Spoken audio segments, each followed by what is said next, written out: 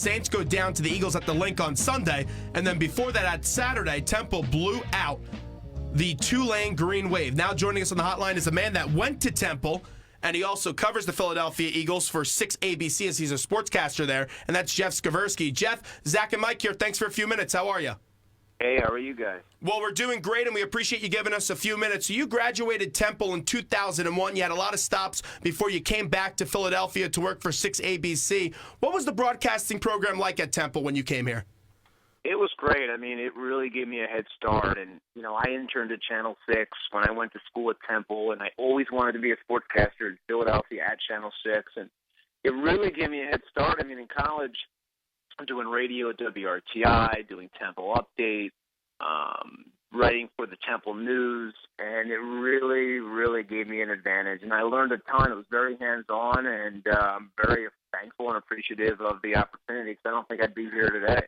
To me, there's nothing better than covering the sport of football. The Temple Owls, they're red hot, and when you went here, they were getting about. Lucky. Yeah, right. Because when you, they won more games this year than they won in like 4 years at Temple. So, yeah, because when you were there, they were getting about 2 to 4 wins, and now the team's 5-0. So, just for an alum, what is it like to see this program right now, and how impressed are you with the Temple Owls and what Matt Rule has done?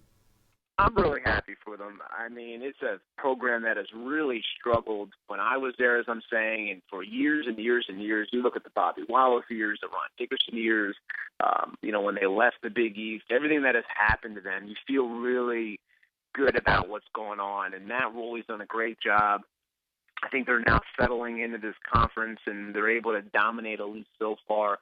We had Matt Rule in after they beat Penn State to start the season. He came in our studio, and I did tell him, I said, I'm really proud of what you're doing at Temple, and I am, because, as we said, this program has been in bad shape for a very long time, and beating Penn State, that was a big hurdle, and I think it gave coach and players and the fan base a lot of confidence that this team can play well. Now, we'll see what happens. They have a big game coming up down the road in Notre Dame, so that's a really tough, big test coming up.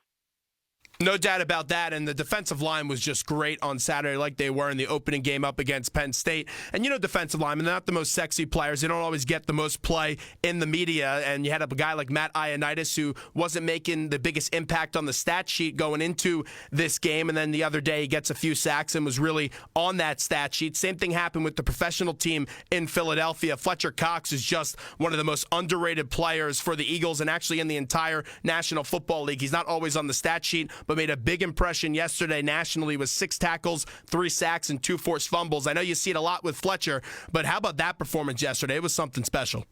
Yeah, that was crazy. And what I loved about Fletcher was I remember talking to him this week, and I asked him, I said, Fletch, when you look around this locker room, do you see a bunch of players that can get out of this 1-3 hole? And Fletch looked at me dead in the eye, and in a 6-second soundbite, said to me he is sick and tired and he's sick to his stomach over this losing, and they're going to dominate the Saints. And that really stood out to me.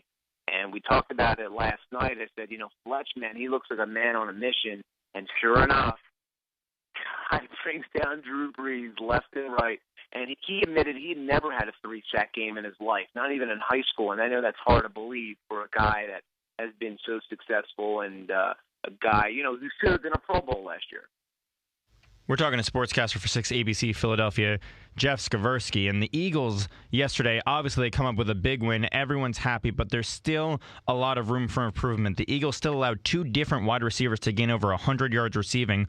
What can the Eagles do to make sure this doesn't happen against a skilled receiving corps like the New York Football Giants? Well, look, the defense, you can make arguments either way. I mean, there's a lot of transitional and actually both sides of the ball, and Chip Kelly will tell you it's not really the defense as much as the offense gaining more first downs, gaining more yards. Their corners, they need work. I mean, there's been issues with, obviously, Byron Maxwell. He was the worst corner in all of football the first 2 weeks. He's getting better. I think he's getting more comfortable. But I really think that it's more about the offense than it is the defense. And, you look at yesterday's game, you look at the time of possession, they finally win time of possession. I know Chip doesn't believe in time of possession, but when the Eagles run the ball or hold on to the ball less than 20 minutes a game, They're 0-6 under Chip Kelly in his career. They have to control the ball better, and they did that yesterday. And, if you're going to put up that many points and that much offense, I think it'll take care of itself, because you've been leaving the defense on the field way too long over the course of time. So the other thing about the passing game against the defense is the Saints were down so much. So when you're down like that, the Saints, to get back in the game, they're not going to run, they're going to pass. So I think those stats are a hair inflated, but look, the defense played really well yesterday. To me, that's the least of your concerns. My biggest concern about the game yesterday is still Sam Bradford. The 2 interceptions in the end zone were really bad. He had some other balls that were nearly picked off. That's my bigger concern, I think, going forward with the Eagles, is the quarterback play of Sam Bradford. Well, you and I completely agree. I think that the offensive side of the ball needs a ton of work. I think that once Sam Bradford opts to come out of play action, it also opens up the playbook for DeMarco Murray, who finally got a couple more rushes yesterday, which I think is imperative for this offense. How much of that falls on the coaching staff that Murray finally gets the amount of rushing attempts that many people think he deserves? Oh, look, I'm going to say it's a little coaching, and I'm going to say it's a little offensive line. And you can debate here. Look, Chip Kelly's the GM. He's the coach. He put them in his position to be seen on the offensive line, getting rid of Herremans, getting rid of Evan Mathis. But if you notice very closely what Chip Kelly did yesterday, they didn't run every play out of the shotgun like they had been doing. So they started running out of the I formation and the single setback. And Sam Bradford took snaps under center, and that helped the running game. DeMarco Murray and other guys have said that gives them an advantage in the run game. And if you noticed, I think about 10 to 15 times yesterday, Sam Bradford took the ball out of the center, under center, and they ran runs on those plays. So I think that is a big step in the right direction. I think DeMarco Murray is maybe a little more comfortable when they run the ball under center as opposed to out of the shotgun. So we'll see how much that changes. I mean, Murray did play in this kind of offense in college with Sam Bradford, so he's even admitted it's taken him some time to get comfortable. And this is what happens when you bring in all new players at all the key positions. I don't care what anyone says.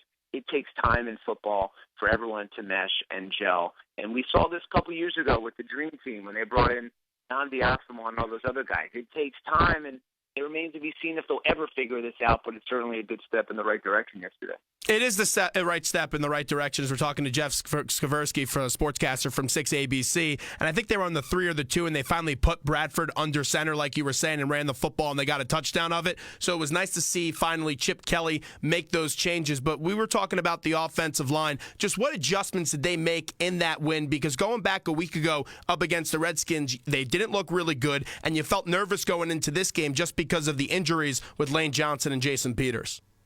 Well, I think a lot of issues have actually been with Jason Kelce and Jason Peters. And I could be wrong, but in my opinion, and you can talk to those guys, I think those guys were trying to do a little too much to help out the other players. I think everyone was trying to do a little too much to help everyone else out as opposed to just taking care of what they have to take care of.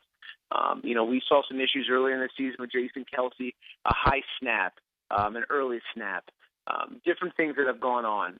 But if you noticed in that game yesterday, there were still a lot of plays where Saints defenders were in the backfield before DeMarco Murray even touched the darn football. That's going to be an issue, and that's why they went to snapping the ball under center, and that helped get the running game going, where it allowed the offensive line to be the aggressor as opposed to letting the Saints defensive line be the aggressor. So I think they made those subtle changes, and I think that'll give these guys confidence. Whenever you have success in anything you do, you start to gain confidence, and I think they'll be okay. They made some adjustments on the offensive line. I think internally with each player said to themselves, you know what, we got to figure this thing out. And I think Jason Kelce and other guys coming out saying it was a disgrace last week. I think that really just kind of snapped things in together for these guys. The defense has been really good. The offense, not so much. They haven't been consistent. They've been very inconsistent for this team. And this NFC East is still up for grabs. No one's going out there and saying, hey, we are the team to beat in the NFC East. This is a big matchup from a week from today between the Eagles and the Giants. The Giants are 3-2, had that big win last night. The Eagles are 2-3, so they could get back to 500 after that poor start. Can this Eagles offense, Jeff, though, at some point this year, can they be consistent? Can they do it for multiple weeks? Well, let's hope so. We saw a little bit of it against the Jets. We obviously saw it yesterday. They set season highs in points and yards, rushing yards, first downs, time of possession. Look, the NFC East, it's obvious, it's wide open, and they were in a position last night. They were 21 seconds away from being tied for first place, or if you want to be negative about it, tied for last place at 2-3 with everybody. Giants pull that out. I think this division is wide open, with 11 games to go. It's anyone's team. And, it's anyone's race here with the Cowboys, especially without without Romo, without Des Bryant. I mean, they're in a lot of trouble. You talk to people around the league, the Cowboys are in a lot of trouble, and you could see that. I mean, they got destroyed by the Patriots yesterday, and now you face the Giants. And the Giants, let's face it, they're not consistent. Their defense isn't great. They're a winnable game. And, look, if you split the NFC East games and start winning some other games the rest of the way, you're in position here to win 9 or 10 games, which, honestly, will win this division, in my opinion. I think the Eagles definitely need to start getting into a rhythm, and oddly enough, their next 3 games are all primetime games. It starts a week from today. They play the Giants on Monday Night Football, and then back-to-back, actually there's a bye week in there, but then ultimately back-to-back Sunday night games. How odd is that scheduling-wise that the Eagles have to play 3 straight primetime games with a bye week in between? Well, if you go back to early last season, remember they played 3 games in 11 days to start the season. That was wild.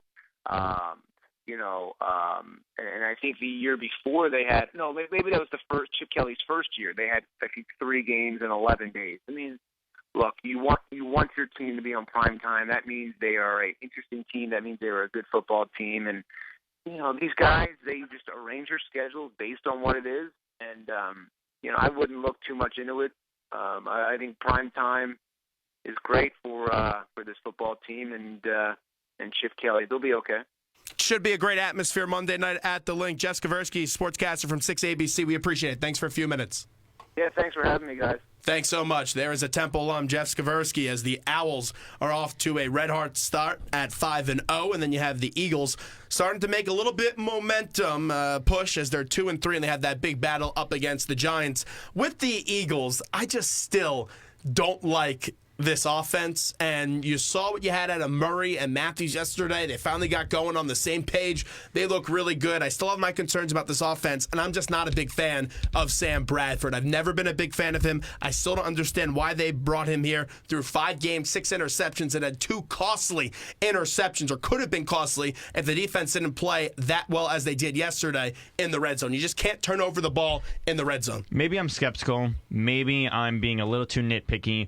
But the Eagles are 2-3 in a weak division, and they're not in a situation that's favorable. They beat a Jets team that they almost gave back the win, and then they beat a Saints team at home that they should have beat, and they beat them up good. So really, I have them at 1.5 wins because they almost gave back that Jets win. Well, that's not how it works. You know that. Understood, but they have 1.5 wins. They need to go out and prove something. That was the first game they won convincingly, and even the first half wasn't convincing. So the second half was very convincing, but Fletcher Cox, oh boy, he was awesome yesterday. I'm just skeptical. Absolutely great. That's all I'm saying is I'm skeptical. Sure. I'm not pressing the panic button. If you had to put a gun to my head right now and said who wins this NFC East division, well, my odds aren't very great. But I would say the Giants, just because this is a passing league now, and their offense has been very good. We know they have problems on their defense. They should have never been that close last night up against the 49ers. But if you had to tell me right now who is the favorite to win the NFC East, I would say it is the Giants. And, hey, if the Cowboys, I know it's part of the game, if they don't get injured